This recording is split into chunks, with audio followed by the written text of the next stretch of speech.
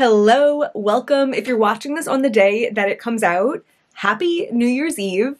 I thought what better way to send off 2024 than by talking about some of my favorite products, things, whatever from 2024. So we're going to start talking about my favorite single shadows, then just kind of see where it goes from there. The first single shadow favorite is like the main one. Like if I could only choose one to keep from 2024, it would be this shadow. This was like the one shadow that came to mind first, and I've had it for most of the year, and I've been loving it ever since I got it. The shade is Moonlit Tryst from Shine by SD in collaboration with Glam Smitty. This was part of their Garden of Love palette that they released in February, so it was limited edition and it's no longer available. So when I bought the shadow, it was only available as part of the 6-pan palette, but I was just on their website and there is an individual listing for it. It's currently sold out, but because there's an individual listing, it means that they are still selling it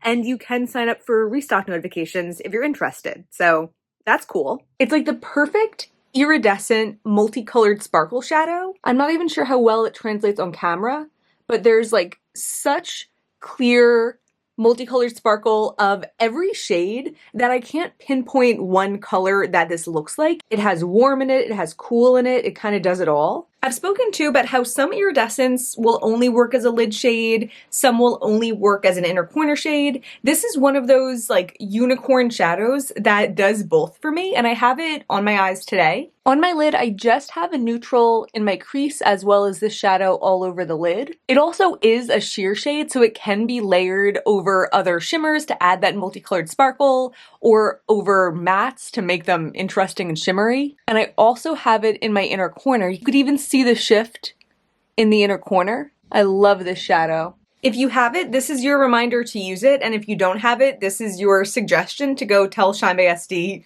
to bring it back, because it's one of the most incredible shades that they've ever made. Big year for me and Shine by SD, because I wasn't even thinking that these are the same brand, but like, that's the shadow I would choose if I could only choose one. This is the shadow I would choose if I could only choose two. This is Glow. This came out over the summer as part of their Sparkle Light collection, and really all of the shadows that I tried from that collection, I tried 6 out of 12, I believe. They were all incredible. They were all like beautiful, shiny, shifty neutrals with multicolored sparkle. This is the one that I just happen to like the best, or I wear the most. This is the shade Glow, but like I could really choose this whole collection to be one of the favorites. That level of sparkle is just so gorgeous. I absolutely love that. Another neutral I've been absolutely loving this year is the shade Skink from Glaminatrix. This one I purchased because I had seen Bad to the Brow, Millie, and also Seeking Shifts, Riley, talking about it. So when I ordered their like multicolored sparkle collection, which I didn't love, I threw this one in also, and I love this.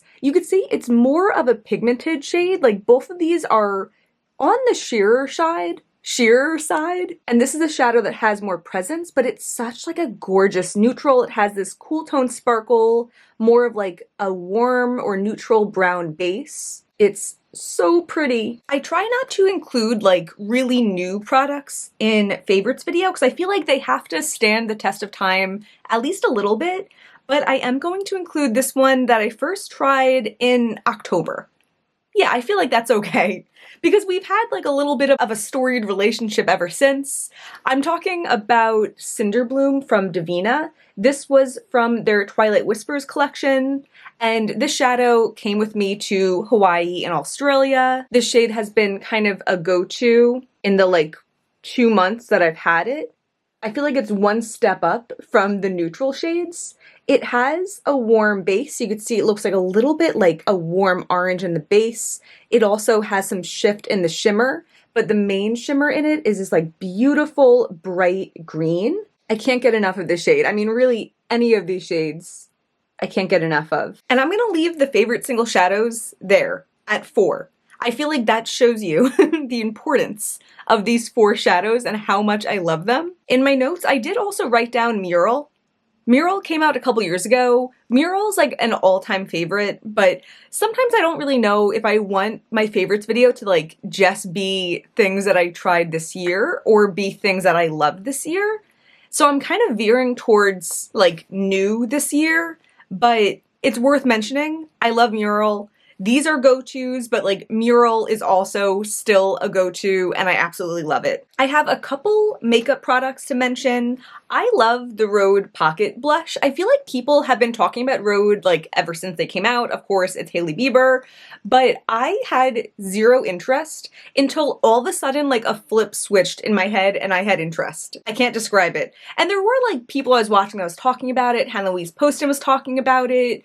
Better Than Basic Ivy was talking about it. So I made a small order. I bought one of their lip treatments and I do really like that. I have no idea where that is, but I do really like that. But this is like the ultimate standout to me. It's their pocket blush in the shade Sleepy Girl. At first look, I was concerned that it would be a bit of a dark shade for me, but it blends so beautifully. I love that. And that's exactly how I apply it also. I go straight onto my cheek, just right out of the tube, and then I blend it out with my fingers, and I love the look of it. It would have been smart if I was wearing it today. I'm not wearing it today, but I am wearing it a lot of the time. I feel like if you randomly select a video of mine from the past couple months, chances are I'm wearing this in it. I love it. I'm tempted to get another shade because I love it so much. My other favorite cheek product from this year is the Merit blushes. I'm not going to talk about them extensively because I've talked about them already, and I don't have any new favorites from this year. I think the only one, oh actually I got two this year. I got the red one this year that the color's not my favorite, and then I also got the shade Mood that I haven't tried yet. But I've been using Fox, Beverly Hills, and Stockholm a lot, and I suspect that once the new shades come out, I'll be using those a lot too. These are kind of similar to me to the Rhode blush, but like they're a little bit wetter. Like I think these feel more like a gel texture than the Rhode does, but they both have the same level of blendability, and that's one of the main reasons that I love both formulas so much. Should I get Freckle from Rhode? I might get Freckle. The Tartelette Tubing Mascara.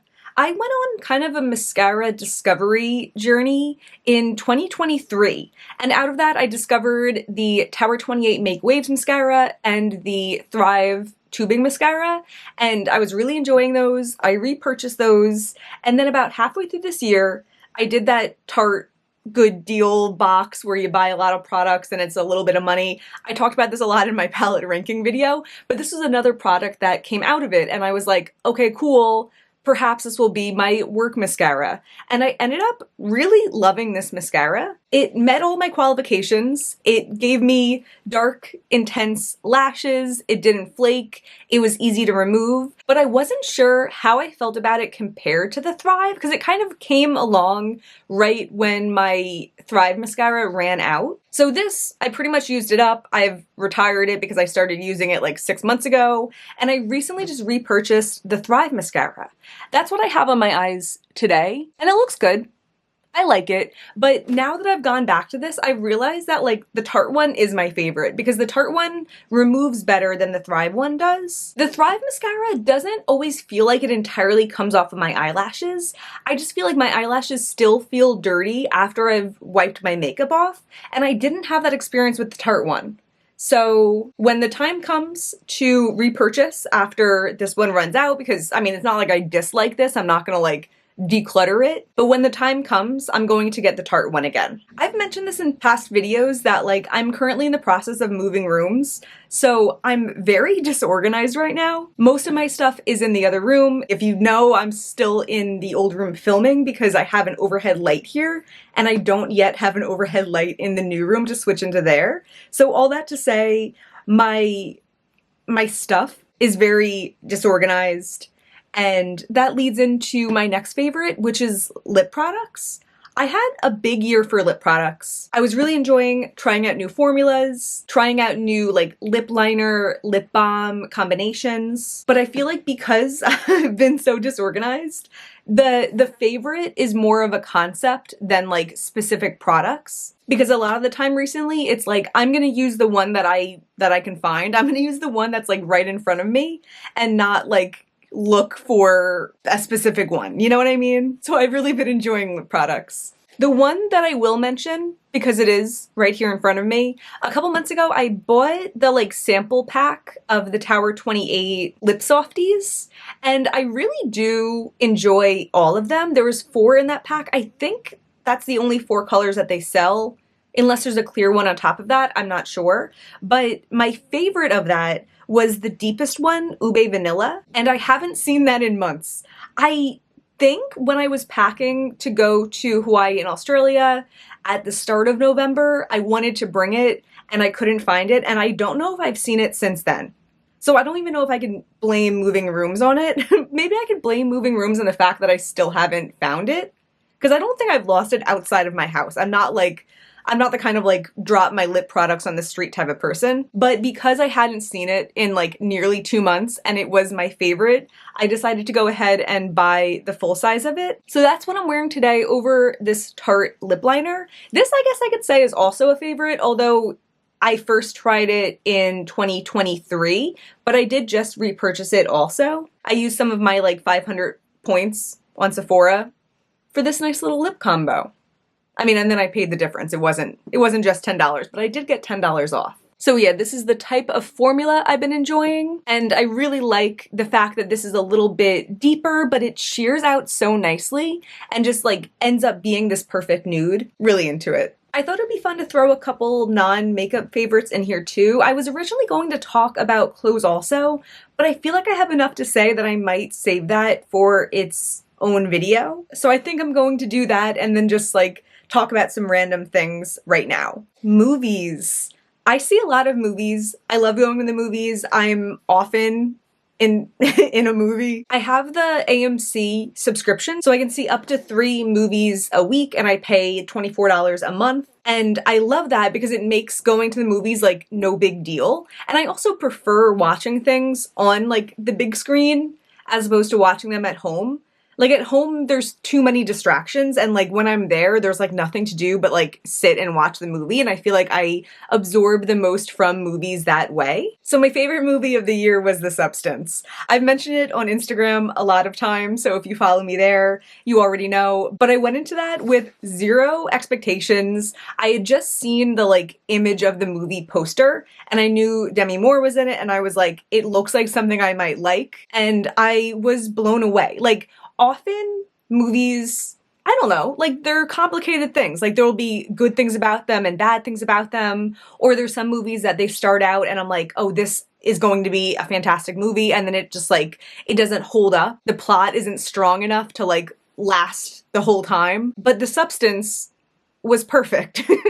I don't want to say too much because like, if you think it's the kind of thing you might like, you should see it. If you think you might not like it, I'm not going to be the one to tell you to go see it because it is very outlandish and it's not for everyone. When I saw it, I was like, this is going to be like a hate it or love it movie, and I absolutely love it. I think it's perfect. I've seen it 3 times and I want to see it more times. And I just feel like, yeah, 2024 is the year that I saw The Substance. Like 2024 is the year that I went to the movies with 0 expectations and like my socks were absolutely knocked off. And that like never happens, you know? Like it's so rare that a movie is just like perfect and I want to just keep seeing it. And it's just it's such a cool experience to have that. So I love that. I love small businesses making art inspired by it. I love the possibility of it getting nominated for Best Picture. Who knows? Horror is often overlooked, but it really should. It's just so good in every way, and I love the thought of it being back in theaters, if that happens, and getting to see it in theaters again for a 4th time. Cool. Music. My big music, I'm gonna lose you guys on this one. If I didn't lose you on the substance, I'm gonna lose you on this one. I feel like the category of music that I've really been loving this year, I mean, I love a lot of music. Like when I say I love all genres, I really truly do listen to all genres. But the like surprising development this year is the introduction of like wedding music, you might call it, or like I had a friend describe it as like bat mitzvah music. Like if we weren't grinding to get low, we were listening to Cotton Eye Joe. And I've listened to Cotton Eye Joe an astronomical amount of times this year.